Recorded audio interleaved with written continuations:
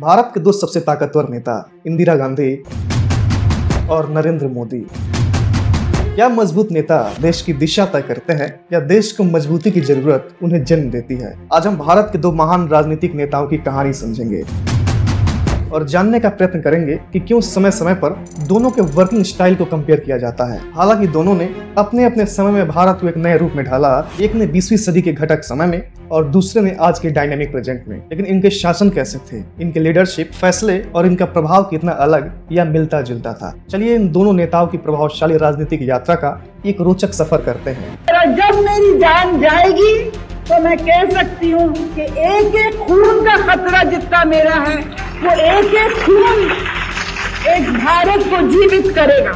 What then do you expect the future of India to be, Mrs. Gandhi? Well, the future of India is for us to decide, and we will fight it out in India.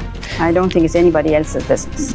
सौगंध मुझे इस मिट्टी की, मैं देश नहीं मिटने दूंगा, मैं देश नहीं झुकने दूंगा। Prime Minister Modi is the boss.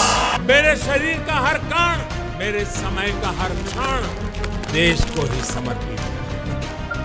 इस वीडियो को हम 4 सेक्शन में समझने का प्रयत्न करेंगे। सेक्शन 1 में हम पॉलिटिकल जर्नी को शॉर्ट में समझेंगे। सेक्शन 2 में हम लीडरशिप स्टाइल और आइडियोलॉजी को कंपेयर करेंगे। सेक्शन 3 में हम इकोनॉमिक पॉलिसीज और उनके इम्पैक्ट को कंपेयर करेंगे और सेक्शन 4 में हम मोस्ट डिस्कस्ड इंटरनेशनल रिलेशंस को कंपेयर करेंगे। इस वीडियो को अंत तक देखिए, काफी मजा आएगा।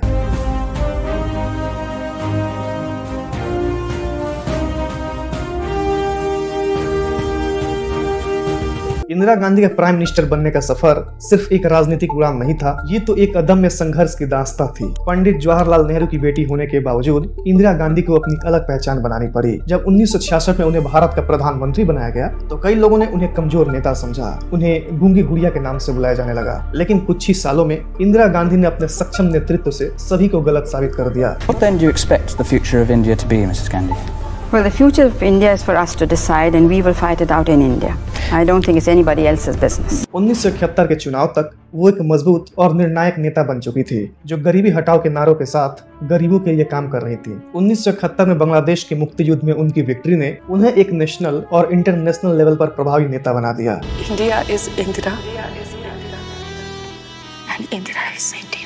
नरेंद्र मोदी के प्रधानमंत्री बनने का रास्ता इंदिरा गांधी से काफी अलग है। इनकी यात्रा एक कड़ी मेहनत और संघर्ष की कहानी है। गुजरात के एक छोटे से शहर में जन्मे मोदी ने अपनी जिंदगी की शुरुआत एक छोटी सी चाय की दुकान पर काम करके की थी, लेकिन उन्होंने आरएसएस और फिर भारतीय जनता पार्टी में अपनी संगठन शक्ति और नेतृत्व से सबका मन जीत लिया। गुजरात के मुख्यमंत्री के रूप में दशक तक सेवा देने के बाद उनका गुजरात मॉडल उन्हें राष्ट्र के सामने एक नए रूप में लाया। 2014 के चुनाव में मोदी ने विकास और परिवर्तन का चेहरा बनकर प्रधानमंत्री की कुर्सी हासिल की। मैं नरेंद्र दामोदर दास मोदी ईश्वर की शपथ लेता हूं कि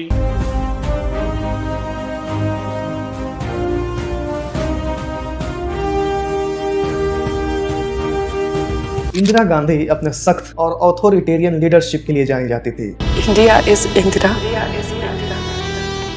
and Indira is India.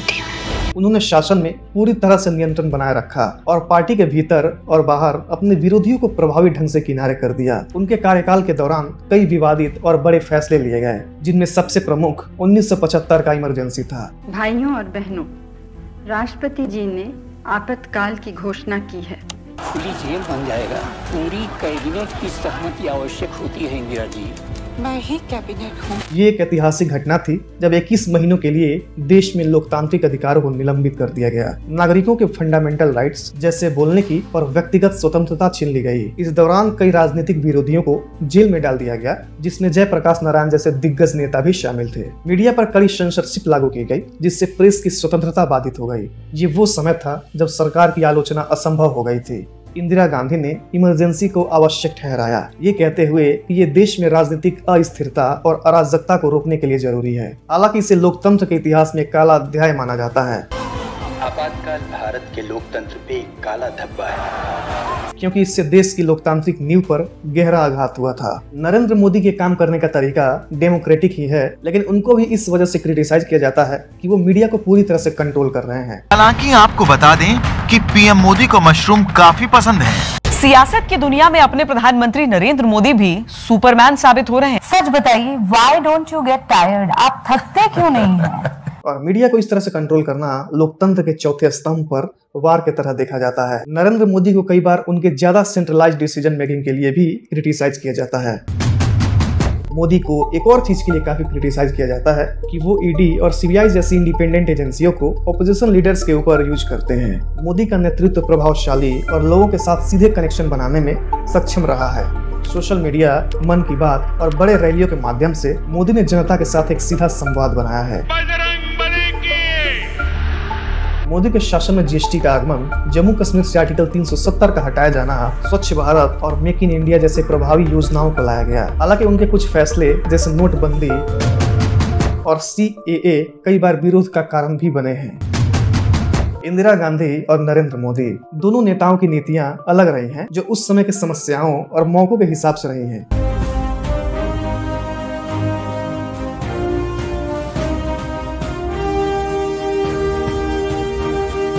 Indira Gandhi का समय भारत के सोशलिस्ट इरा का था।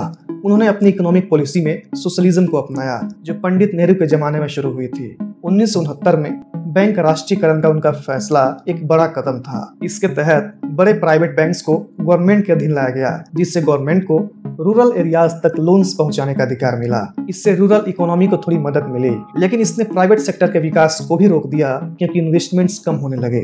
1970 के दशक में इंदिरा गांधी ने ग्रीन रिवॉल्यूशन को सपोर्ट किया, जो एग्रीकल्चर में प्रोडक्टिविटी बढ़ाने के लिए एक इम्पोर्टेंट इनिशिएटिव था। इसने खासकर पंजाब और हरियाणा में फूड प्रोडक्शन बढ़ाया और भारत को फूड के मामले में आत्मनिर्भर बनाया। लेकिन इंदिरा गांधी का टेन्योर लाइसेंस राज और ज्यादा रेगुलेशंस के लिए भी जाना जाता है। गवर्नमेंट कंट्रोल बहुत ज्यादा था। इन नीतियों का प्रभाव यह था कि प्राइवेट बिजनेस का विकास धीमा हो गया था और करप्शन बढ़ने लगा था, क्योंकि बिजनेसेस को काम करने के लिए गवर्नमेंट परमिशंस और लाइसेंस लेने पड़ते थे। एक बड़ी समस्या थी जिसने भारत की इकोनॉमिक ग्रोथ को धीमा कर दिया। नरेंद्र मोदी की इकोनॉमिक पॉलिसी को मार्केट फ्रेंडली और प्रो बिजनेस माना जाता है। मोदी ने अपने टेन्योर में भारत को एक ग्लोबल इकोनॉमिक पावर बनाने का सपना देखा और इसके लिए रिफॉर्म्स भी किए, जो लिबरलाइजेशन और ग्लोबलाइजेशन को सपोर्ट करते हैं। 2014 में पीएम बनने के बाद नरेंद्र मोदी ने मेक इन इंडिया कैंपेन शुरू किया। ये शेर का कदम है, ये लाइन का स्टेप है, मेक इन इंडिया, जिसका एम था देश को मैन्युफैक्चरिंग हब बनाना। इस इनिशिएटिव के जरिए मोदी ने फॉरेन डायरेक्ट इन्वेस्टमेंट यानी FDI को बढ़ावा दिया। Today the government is using direct benefit transfer for 59 different schemes और देश के इंडस्ट्रियल बेस को मजबूत करने की कोशिश की। लेकिन सबसे बड़ा इम्पैक्ट 2016 में किए गए डिमोनेटाइजेशन का रहा, जब मोदी ने 500 और 1000 के पुराने नोटों को बंद किया। इसका असर भारत की इनफॉर्मल इकोनॉमी पर पड़ा। इसका एम ब्लैक मनी, करप्शन और टेरर फंडिंग को रोकना था, लेकिन ये इतना सक्सेसफुल हो नहीं पाया जितना सरकार ने सोचा था। मोदी की दूसरी बड़ी पॉलिसी थी GST यानी गुड्स एंड सर्विसेज टैक्स, जो 2017 में लागू हुई। GST ने भारत के अलग अलग राज्यों के टैक्सेस को एक सिस्टम में मर्ज किया, जिससे देश में एक सिंगल मार्केट बनाने की कोशिश की गई। इन दोनों लीडर्स का इकोनॉमिक इम्पैक्ट इस बात पर निर्भर करता है कि वे किस दौर में शासन कर रहे थे। जहां इंदिरा गांधी का फोकस गवर्नमेंट कंट्रोल और सोशलिस्ट पॉलिसी पर था, वहीं नरेंद्र मोदी ने लिबरलाइजेशन और प्राइवेट सेक्टर को बढ़ावा दिया। एक सबसे महत्वपूर्ण सेक्शन जिसमें अक्सर इंदिरा गांधी और नरेंद्र मोदी की बार बार कंपैरिजन की जाती है, वो है इंटरनेशनल रिलेशंस। इसको भी इन दोनों के संदर्भ में समझते हैं।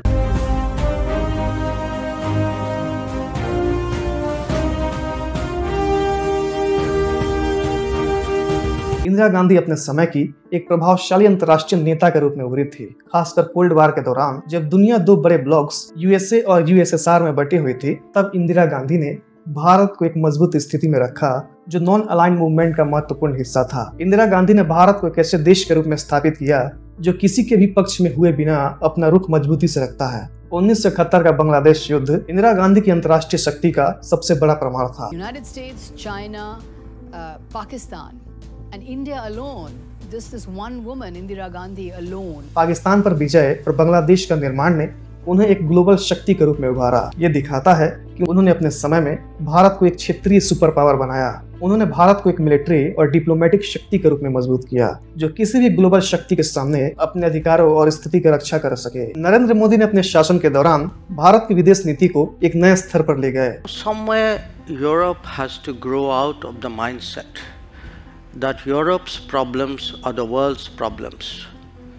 But the world's problems are not Europe's problems. उनका फोकस भारत को एक ग्लोबल इकोनॉमिक और स्ट्रेटेजिक प्लेयर बनाने पर रहा है। मोदी ने अपनी एक्ट फर्स्ट और नेबरहुड फर्स्ट पॉलिसीज के तहत भारत को अपने पड़ोसी देशों और एशियन के साथ मजबूत रिश्ते बनाए। मोदी के विदेशी सफर और उनका डिप्लोमेटिक आउटरीच अप्रत्याशित रहा है। मोदी का सबसे बड़ा अंतर्राष्ट्रीय इम्पैक्ट उनके अमेरिका, जापान और यूरोपियन देशों के साथ इकोनॉमिक पार्टनरशिप में देखा गया। यूनाइटेड स्टेट्स के साथ उनके संबंध डोनाल्ड ट्रंप के दौरान और आज भी मजबूत रहे हैं। भारत ने अपने स्ट्रेटेजिक डिफेंस टाइज को काफी बढ़ाया है, खासकर अपने क्वाड ग्रुप के माध्यम से। नरेंद्र मोदी ने चीन के साथ भी डिप्लोमेटिक बैलेंस रखने की कोशिश की है, लेकिन उनका सबसे बड़ा अंतर्राष्ट्रीय कदम था बालाकोट एयर स्ट्राइक।